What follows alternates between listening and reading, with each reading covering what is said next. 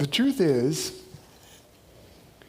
we get our Christmas scenes wrong, don't we? Like a movie director adapting a best-selling novel to the screen, we compress multiple events into a single moment, trying to make the story make sense.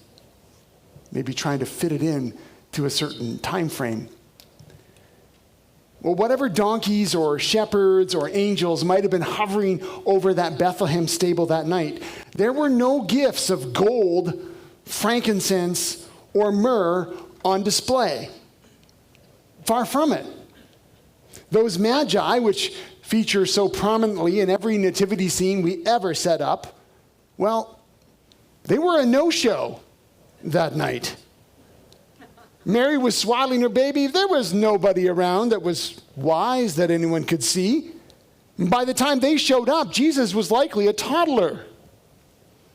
No, on Christmas Eve, the Magi were far, far away, but they woke with a start, gazing with wonder at a changed sky and shaken by what they were seeing unfold.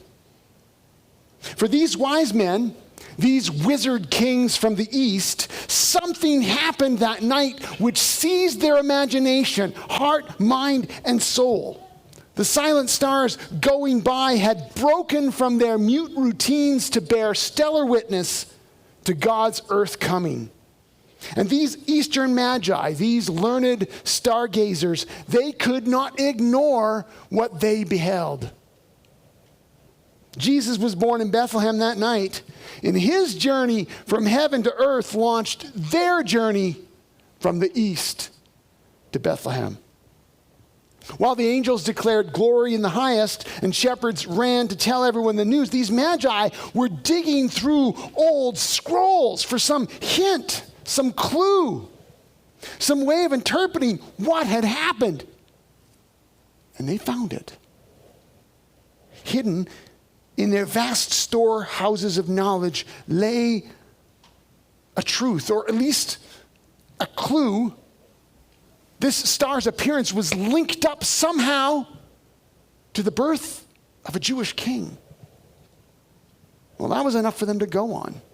It's not a lot, you admit, but at least they knew which direction to point the camels. And so, wrapping up expensive gifts and arranging for household affairs, these Magi began their journey to the west, to the land of myth and legend, to worship a king newly come. Did they know the cost of their journey ahead of time? No. Did they realize exactly where their quest would take them? Only a bare hint. Did they understand how long they'd be gone for?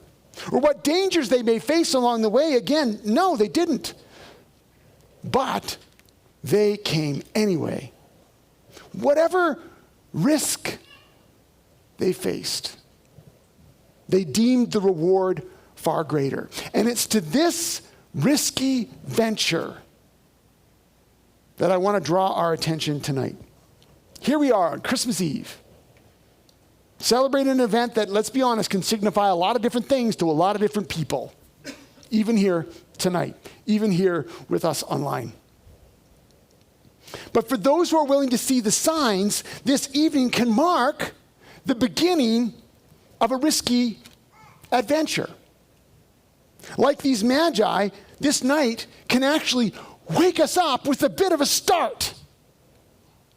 We can look up at the star that rose, and it can become for us a clue to our own quest, an invitation into an adventure that goes beyond Advent, beyond Christmas Eve, and into the days ahead. In fact, our journey can mimic the journey of these Magi.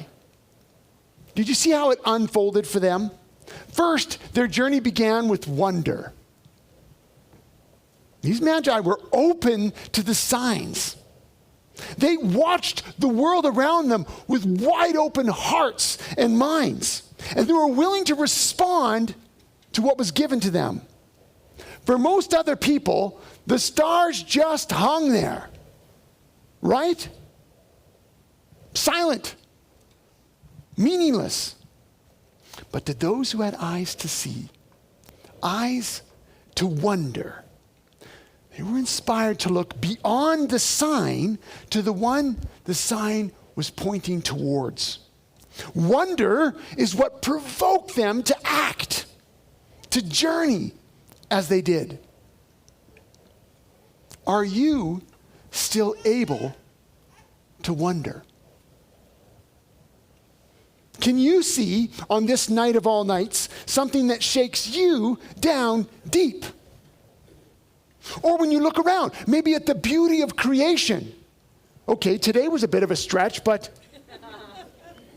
snow is beautiful. Or perhaps when you look around at the despair that grips the world.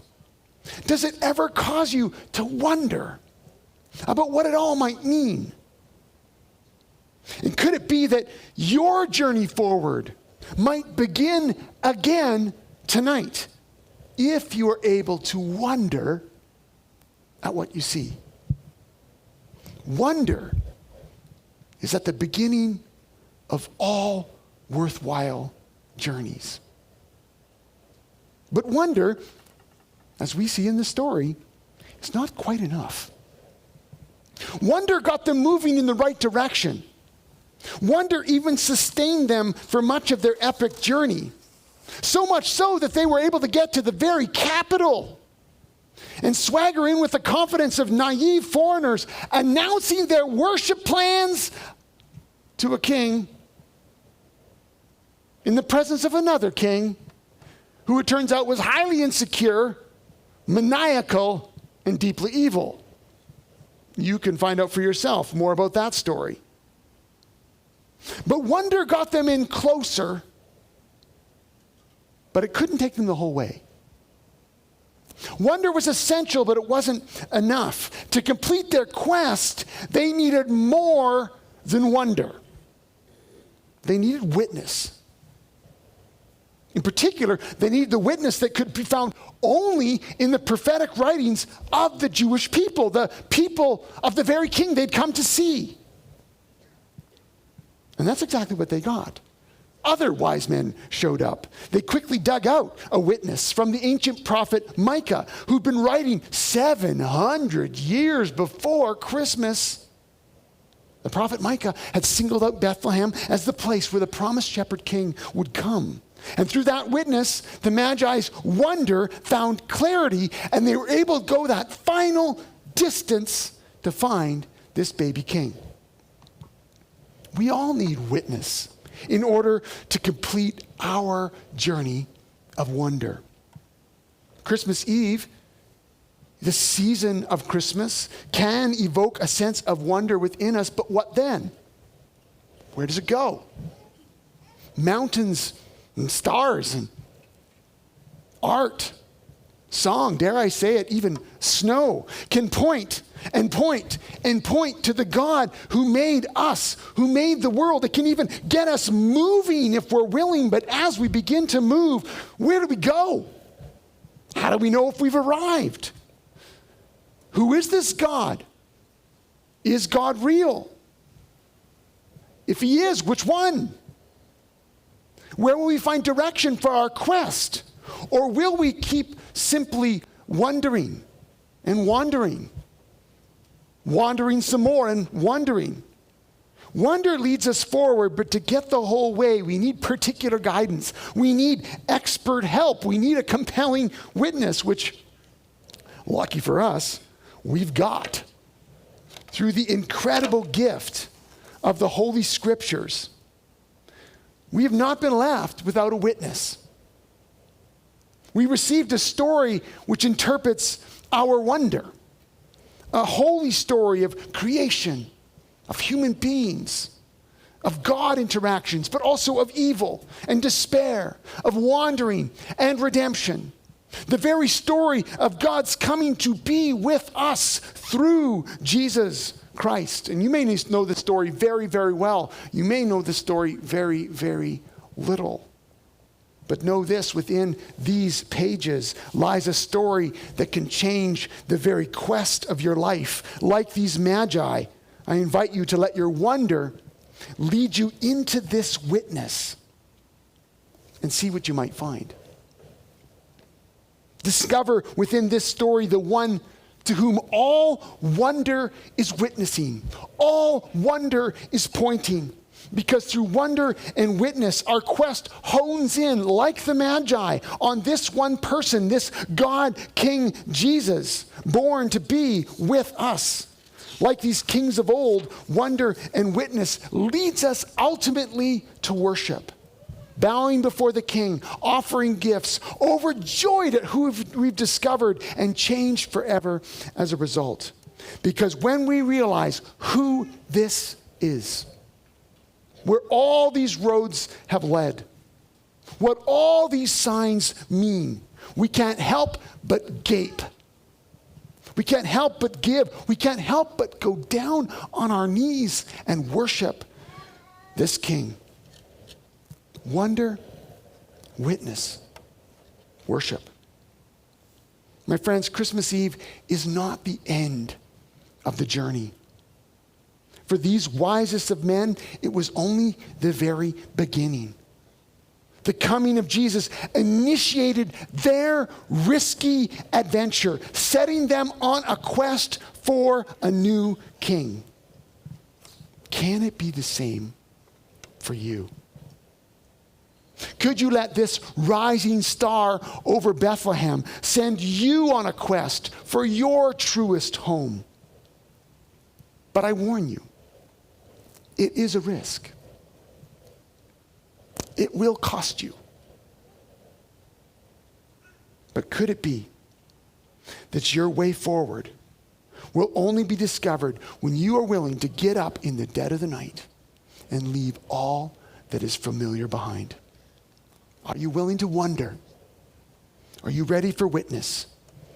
And are you able, should you arrive at the scene of God's truest love, to bow your head in worship? There were many other star-gazing magi who just rolled over in their beds and went back to sleep that night. But these men got up, provoked by wonder, and they began to search. They began to seek. And then one day, they left. They took a gamble, and they let the advent of Jesus Christ compel them into an adventure which changed them forever. Will you?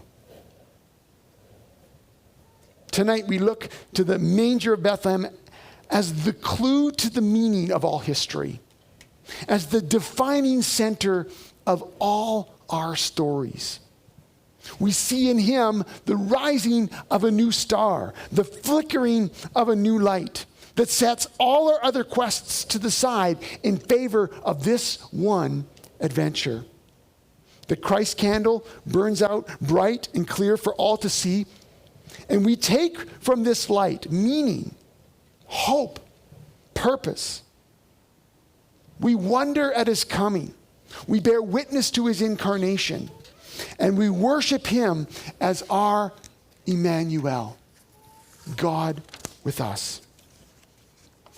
And we all, receiving this light, share out that good news with others, becoming like that star above Bethlehem. We light a candle and we hold it bright. We light a candle and let it shine, representing in us, but for the world, the light that changes everything. And so from this Christ candle, we have lit one candle. And now I share it out with you, for you to share with others as we continue to sing together.